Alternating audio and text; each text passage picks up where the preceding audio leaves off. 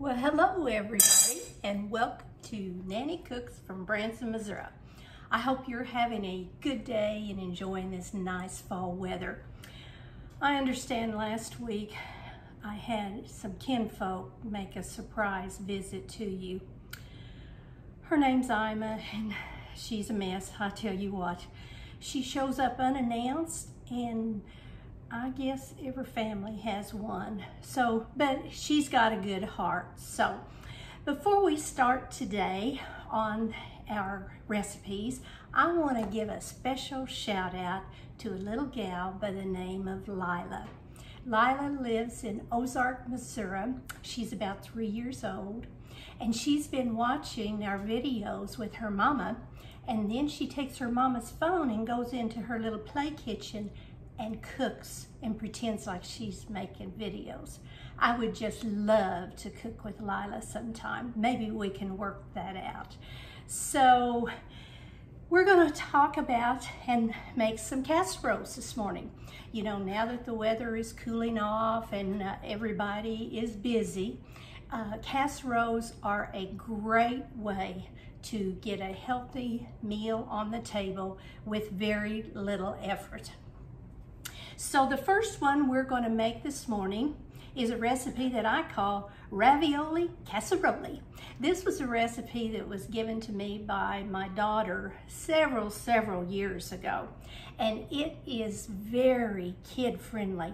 And Lila, I think you and your mom could cook this recipe together. So I'm going to turn this camera down, and hopefully you can get a good picture of it. It's hot, just got it out of the oven. So I'm going to lift it up here so you can see it. This is ravioli casserole, and we're going to put it together here for you. Okay, first thing we're going to do is get us a pan that we have prepared with spray oil or butter, whatever you use. So the recipe for the ravioli is very simple to put together. Now, I have split this recipe up this morning so that you all can see a finished product and then see how we put it together. Okay, it calls for a pound of ground beef and a jar of canned spaghetti sauce. Now, I like to make my own spaghetti sauce, but I will admit, this morning I used a store-bought can. Now, we're just going to put some of this mixture together. We cook the hamburger and then mix it with our spaghetti sauce and 1/4 cup of sugar. Now, if you don't want to put the sugar in it, you can put artificial sweetener, or you can just leave the sugar out.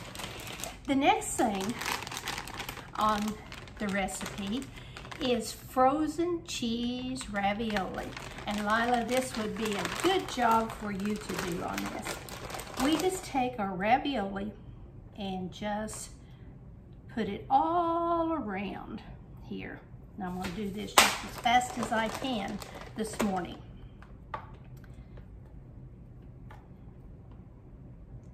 So it might stick together, but just put it on there.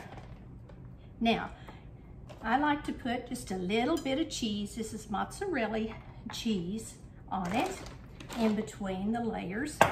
And then I'm going to put another layer of the hamburger and sauce mixture. Guess what goes next? You got it. Another layer of the ravioli. Now you can be a lot neater than I'm being with this ravioli.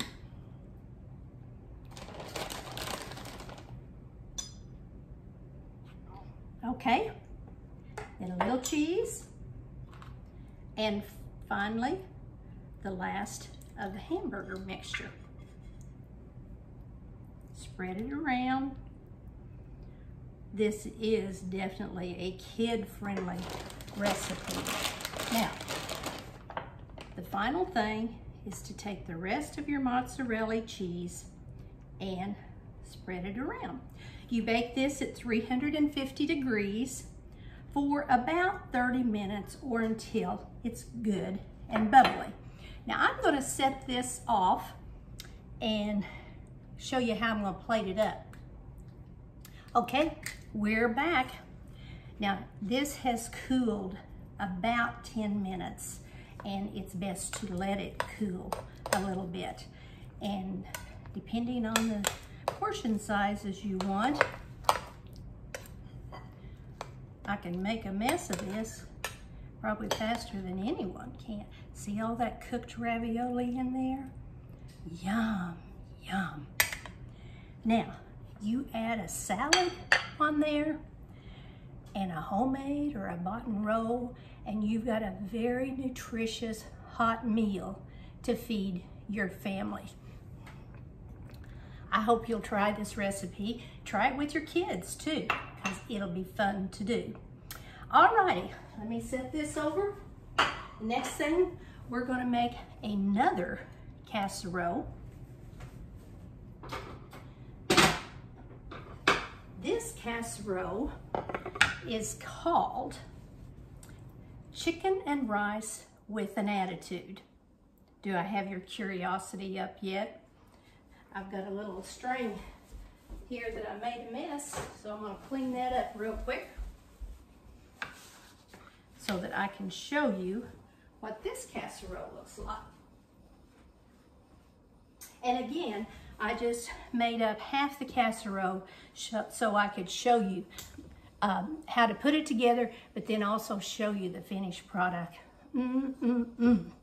This is family pleasing. Even my hubby likes this recipe. Alrighty, this one again is quick to put together.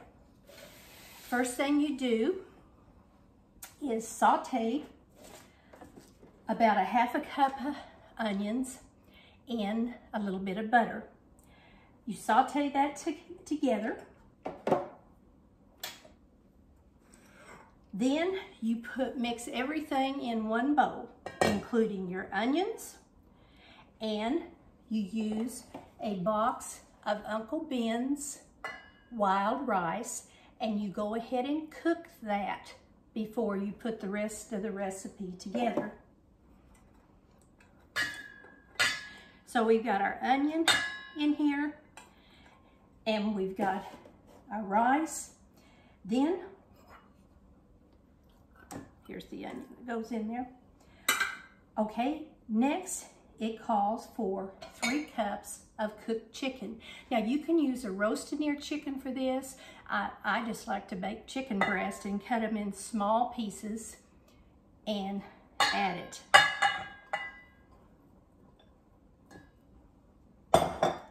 We're going to use a can of cream of celery soup,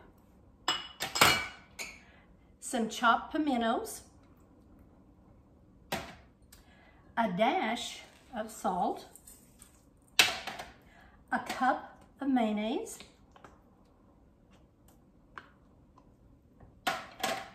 some water chestnuts, and that gives it a nice crunch. And then you add 2 cans or 2 cups of green beans. Now these are frozen green beans that I just kind of chopped up a little bit. Alrighty, the last thing that goes in is a cup of cheese. Now I used a mixture of sharp cheese and Mexican type cheese, Fiesta cheese they call it, I think. Okay, now we're just going to mix this up good. I didn't tell you about the ravioli casserole. It freezes extremely well. And then you just bake it for about, you let it thaw if it's in the freezer, and then you bake it about 30 minutes at 350 degrees. Now this is a real pretty colorful casserole, this chicken casserole with an attitude. You know, when I take food to someone that's just had surgery or it's been sick, or maybe a family that's just had a baby, I usually take one of these casseroles and I get more comments on it than anything. this one, like I said, it freezes well too. Okay, we got it all mixed up. I have my prepared pan here.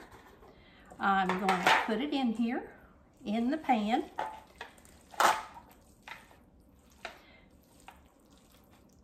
You might, if the ingredients are still warm, you might let them cool a little bit before you put them in the freezer. Okay, just spread this out. See, this casserole, this recipe actually makes this plus this. So you could divide it up if you have a smaller family and freeze it in different containers. All right, now then, I have my lid here prepared to put it in the freezer with directions on how to thaw it and how to cook it. So we're just going to close this up good, get it ready for the freezer. And here's you another meal. Now, let's dig into this. Oh, I love this. I love this casserole.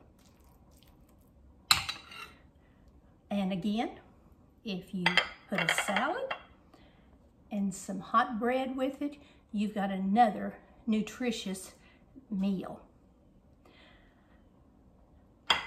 I will have these recipes posted. I will put a link on the Nanny Facebook page. We're doing this a little different these days so that it's easier for you to get the recipes. I will put this link. The link will take you to a page that I have on YouTube, and the recipes will be right there.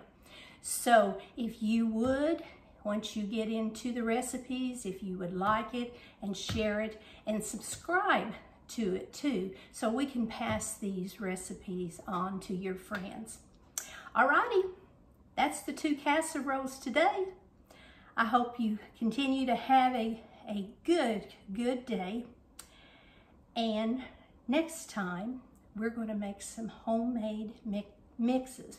You know, when this pandemic started, a lot of us got stuck because the grocery store shelves were empty and we had trouble finding just basic staples. So I'm going to show you some homemade mixes for soup. A really good one I call rice-a-phony. That's rice-a-phony. Then we're going to do some taco seasonings, and I'll have some more for you too. So you be sure and join us the next time. And remember to be kind and give somebody a smile. Bye-bye.